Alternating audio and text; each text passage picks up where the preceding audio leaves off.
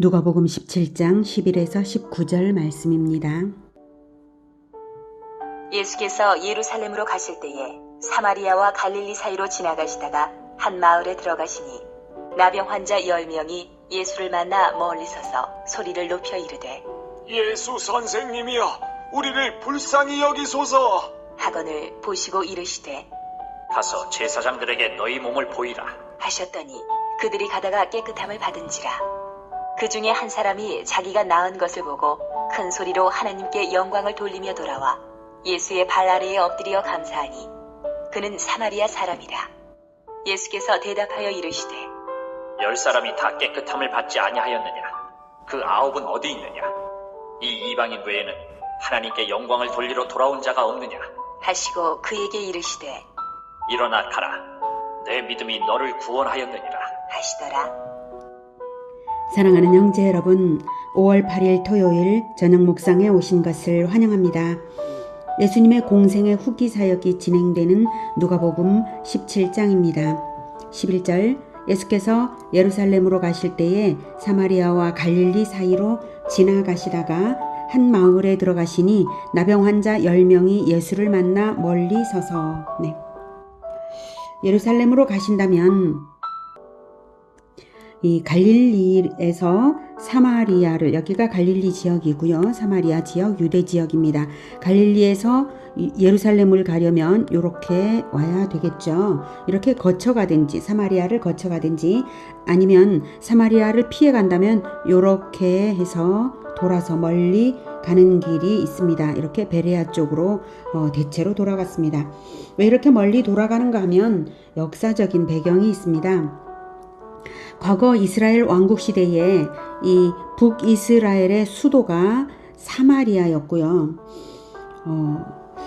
북이스라엘은 우상숭배를 해서 하나님께 벌을 받아 아수르 제국의 침략을 받은 일이 있습니다. 그때 아수르 제국은 통혼 정책을 펴서 이방 민족과 이스라엘을 통혼시켰고 북이스라엘은 민족의 순수성이 사라져버렸습니다. 그때 이 남유다 왕국은 유대교의 순수성을 지키고 있었기에 북이스라엘 사마리아 사람들을 이방인이라고 상종을 안 하기 시작을 했죠. 그러던 것이 고착되어서 오랜 세월이 지났는데도 사마리아와 유대는 원수처럼 지내고 있고 사마리아 사람들이 유대인들의 통과를 허락하지 않는 것입니다. 물론 유대인들이 먼저 사마리아를 배척하니까 사마리아도 그렇게 하는 것이죠. 예수님은 그것을 개의치 않고 사마리아로 가서 복음도 전하시고 영접도 받으신 일이 있습니다.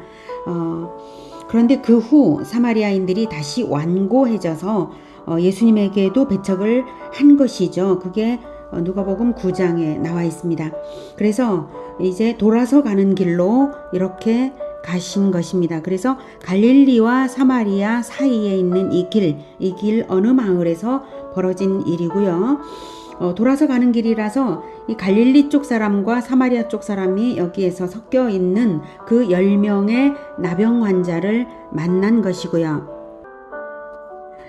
나병 환자들이 13절 소리를 높여 이르되 예수 선생님이여 우리를 불쌍히 여기소서 했습니다. 이 나병 환자들은 예수님이 많은 사람들을 치료하신 소문을 들어서 알고 있었고 또 예수님께서 자기들을 치료해 주실 수 있다고 믿었기에 우리를 불쌍히 여기소서 외쳤습니다. 의사가 아니신데 예수님은 왜 치료 행위를 하셨을까요? 그것은 몸의 치료를 통해서 그 영혼 치료의 길을 트기 위한 것입니다.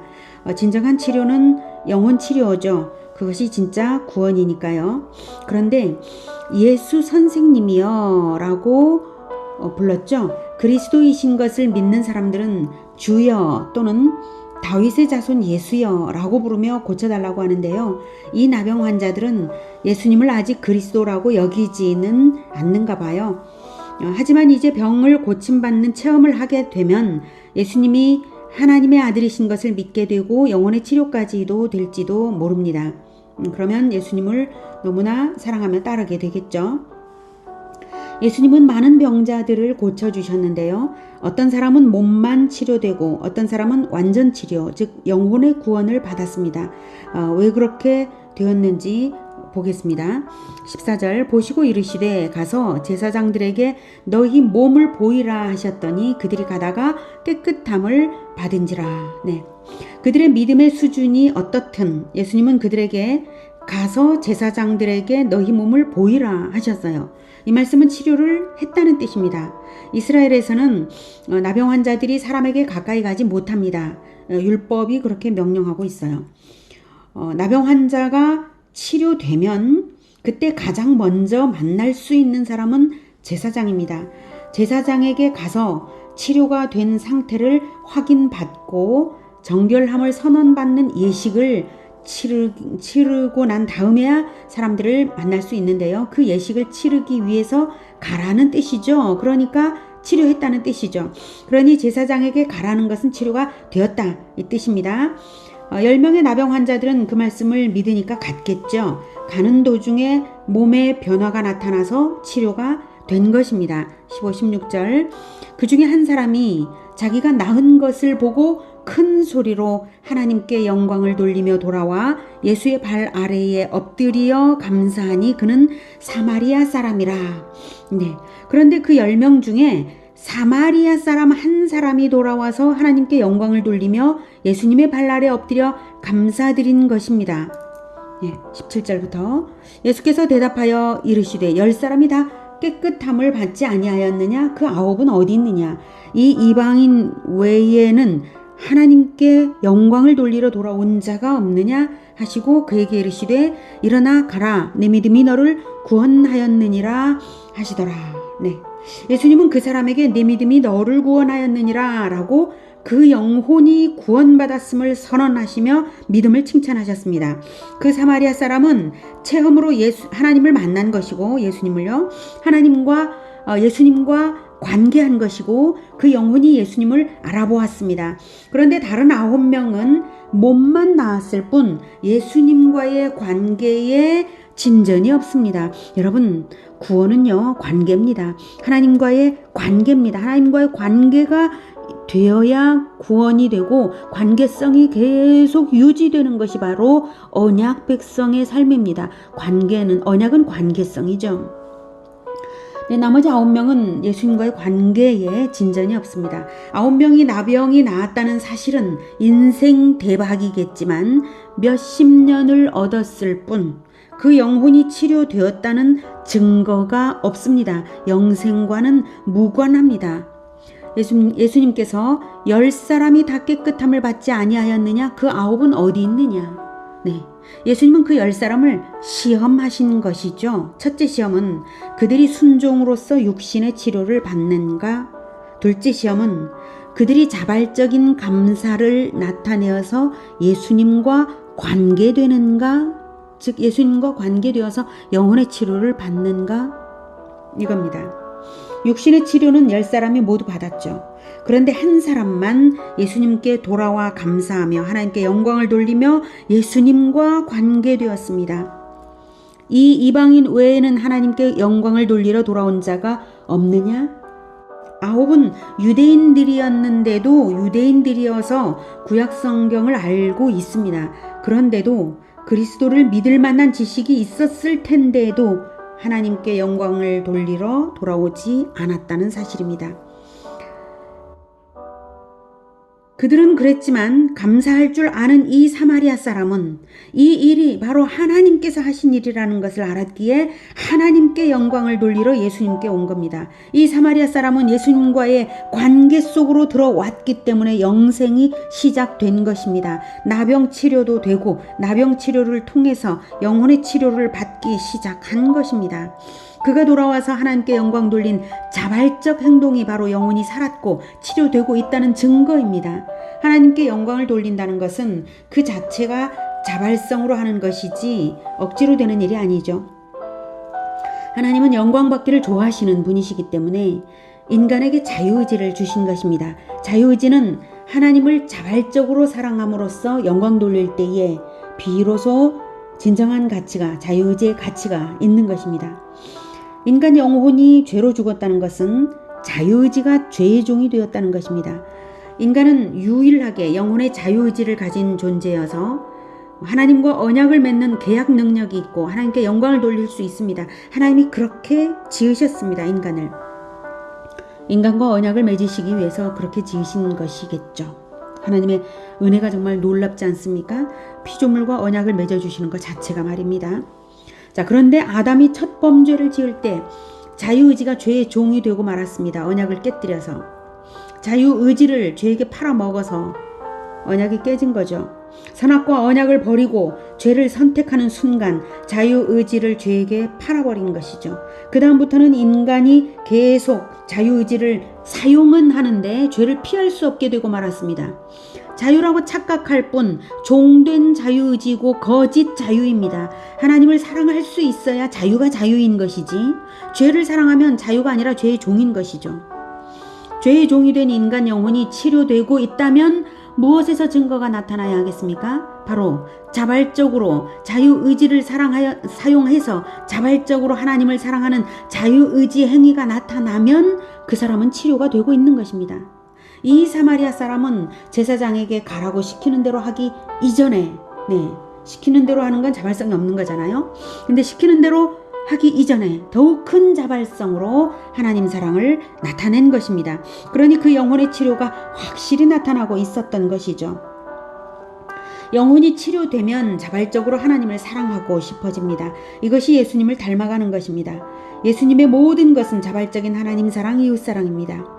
죄인을 사랑하기 위하여 자기 생명을 주기로 한 것, 자발적이죠. 천한 인간의 육신을 입고 누추한 땅에 태어나기로 한 것, 강제로 한 게 아닙니다. 한 생애를 고난의 삶을 살면서 적극적으로 섬김의 모범을 보인 것, 스스로 하신 것이죠. 죄인들의 죄를 사해달라고 탄원하기 위해 십자가를 지고 자기 자신을 하나님께 올려드린 것, 그래서 죄인들의 죄를 사해달라고 기도드린 것, 모든 것이 자발적 사랑입니다. 모든 것을 자발적으로 기쁘게 하셨고 십자가 지기 전날도 나는 기뻐한다고 말씀하셨습니다. 그 사마리아 사람은 예수님을 체험함으로써 예수님을 알았고 예수님처럼 자발적 하나님 사랑을 나타냄으로써 예수님을 닮아가기 시작했습니다. 이것이 진정한 치료입니다. 치료가 많이 된 사람은 하나님을 사랑하고 싶어서 마음이 뜨거워집니다. 기쁨이 일어나고 뭐라도 더 드리고 싶고 어떻게든 더 섬기고 싶어집니다. 적극적으로 되는데 사람에게 잘 보이기 위해서가 아닙니다. 하나님의 기쁨이 되는 것이 기뻐서 그렇게 하고 싶어집니다. 이게 영혼 치료가 된 증거들입니다. 그리고 죄가 싫어집니다. 자유의지로 하나님 사랑을 선택하지 죄를 선택하지 않습니다. 고난도 기쁨으로 인내합니다. 불평 원망이 없습니다. 이것이 영혼의 건강을 회복했다는 증거입니다. 가라, 내 믿음이 너를 구원하였느니라. 예수님이 구원하시는 것이지 본인이 본인을 구원하는 것은 아니죠. 하지만 예수님은 그의 자발성을 칭찬하셔서 자발적인 믿음을 나타낸 것이 구원이 됨을 알게 하시는 것입니다. 자유의지로 하나님을 사랑하십시오. 하나님을 사랑하는 데에 어느 누구의 눈치를 볼 것이 없습니다. 하나님께 영광을 돌리는 일에 그 누구의 눈치를 볼 일도 없고 모든 사람이 가는 길을 따라야만 할 것도 없습니다. 오히려 모든 사람이 가는 길이 아닌 새로운 길이 자발적인 사랑을 나타낼 것입니다. 자유의지로 예수님과 관계되십시오. 우리 모두의 자유의지가 한껏 자라나서 예수님의 좁은 길을 자발적으로 따르는 사랑꾼들이 되기를 축복합니다. 기도하겠습니다. 하나님, 감사합니다. 예수님, 우리를 사랑해 주기 위하여 자발적으로 하나님과 언약을 맺으시고 대속의 제물로 오신 것 정말로 감사합니다. 예수님의 그 자발적인 사랑이 없었다면 우리가 어떻게 하나님의 은혜를 입을 수가 있었겠습니까? 우리가 죄의 종이 되어서 날마다 자유의지를 사용은 하는데 날마다 죄를 선택했던 것, 죄의 종이었습니다. 용서해 주시고 불쌍히 여겨 주시옵소서. 이제 자유의지를 사용하여서 적극적으로 사용하여서 죄를 버리고 오직 예수님이 가신 그 길을 따라가는 그 선택을 날마다 하고자 합니다. 우리가 예수님을 더욱 알아볼 수 있도록 예수님을 닮아 가장 선한 길, 가장 하나님을 사랑하고 이웃을 사랑하며 하나님께 영광을 돌리는 그 길로 자유의지를 사용하여 선택하며 따라갈 수 있도록 주님, 우리를 도와주시옵소서, 깨우쳐 주시옵소서. 우리가 그렇게 하겠습니다. 예수님의 이름으로 기도드립니다. 아멘. 이어지는 시간은 개인 기도 시간입니다.